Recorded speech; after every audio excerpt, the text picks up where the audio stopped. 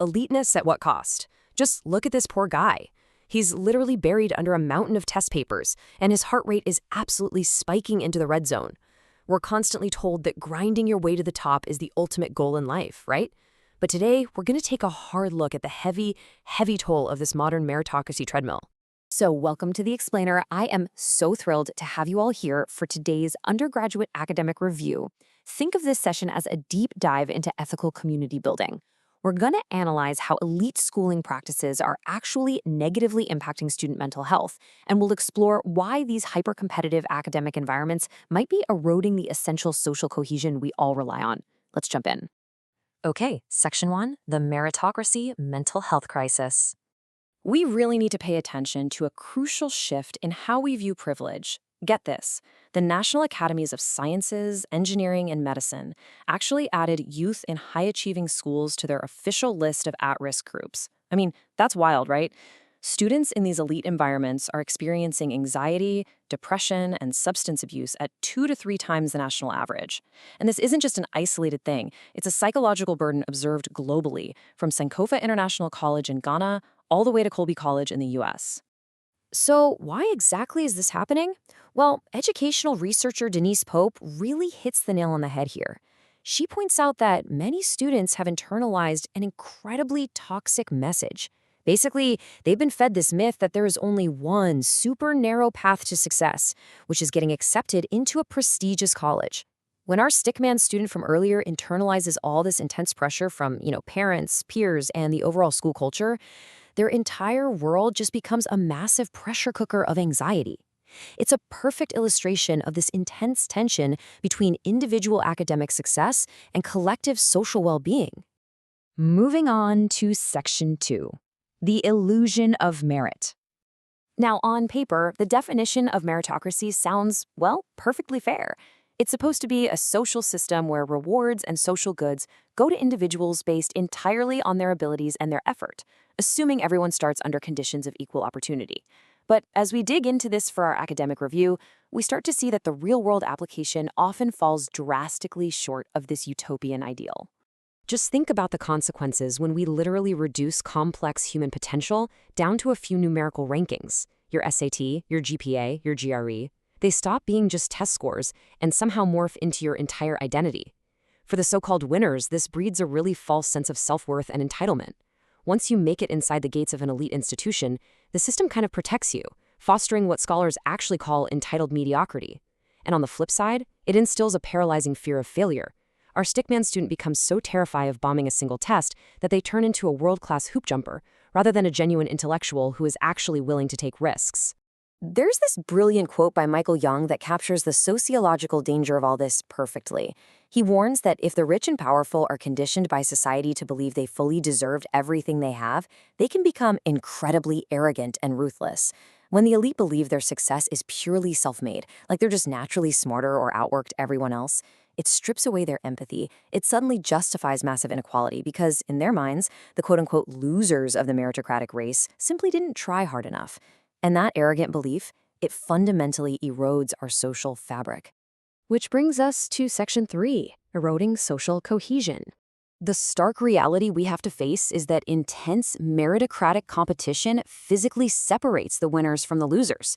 Being sorted into strict social status hierarchies from a really young age dictates everything. Different lifestyles, different neighborhoods, you name it. And this creates long-term barriers to genuine community integration. Ultimately, it destroys the mutual trust that is absolutely required for a cohesive, functioning society. So what's the alternative? Let's compare two totally different frameworks. Over on side one, we have our current meritocratic system, hyper-focused on individual achievement and numerical rankings, which, as we've seen, leads directly to social stratification and the erosion of trust. But look at side two, moral cultivation. This is rooted in ancient Confucianism, and it completely flips the script. It prioritizes harmonious relations, ethical growth, and shared responsibility as the key building blocks for social cohesion. Let's explore that further in Section 4, the Confucian solution. To combat the toxic effects of modern social inequality, we can actually break down these ancient Confucian values into 3 practical steps for community healing. Step 1 is personal cultivation. This means developing your own internal virtues, which, the beautiful thing is, anyone can do regardless of their test scores or social status. Step 2 is nurturing relationships. This is all about actively fostering harmony across diverse social groups. And step 3 is shared responsibility. It's this powerful idea that community members share the responsibility for fostering local social harmony. It's not just about you winning, it's about collective well-being. Now, take a look at the bright orange section here, highlighting horizontal social relations. In sociology, we actually call this bridging capital. See, true social cohesion doesn't just mean hanging out with people who are exactly like you. It requires forming deep, reciprocal relationships across diverse social and economic divides. And it's exactly these reciprocal relationships that can mitigate the toxic, isolating effects of a strict meritocracy. All right, Section 5, Cultivating Moral Classrooms. There's this profound humanist principle from the ancient playwright Terence. Nothing human is alien to me. I mean, wow. A true education has to shift our classroom culture away from intense academic competition and toward moral cultivation. To do this, we need teachers who can mentor students far beyond just standard test-based performance. We have to make sure our stickman student learns how to empathize and truly relate across the entire human spectrum. But fixing this massive systemic issue requires a dual approach. Over on the left, yes, we absolutely need top-down government policy, things like economic wealth redistribution, adjusting those rigid school tracking streams, and official ethnic integration policies. But on the right, the Confucian approach really insists on bottom-up democratic efforts. Genuine social cohesion requires active participation from citizens, not just a mandate from the government.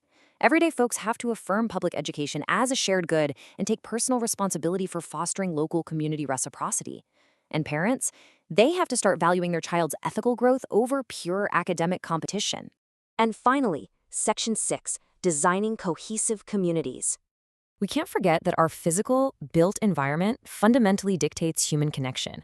We need to actively engineer local, urban design to naturally encourage cross-class encounters. A prime example of this is Singapore's housing policies, which are intentionally designed to mix demographics and ethnic backgrounds right within the same neighborhoods.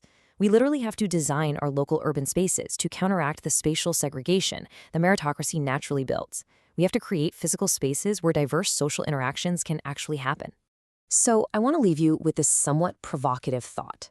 As we look to the future, should our main indicators of social progress be measuring the quality of our human relationships rather than just obsessing over GDP and standardized test scores? If we truly want a healthy society, one that prioritizes collective social well-being over isolating individual success, we absolutely must redefine what it means to win. Thank you so much for joining me on this explainer, and class dismissed.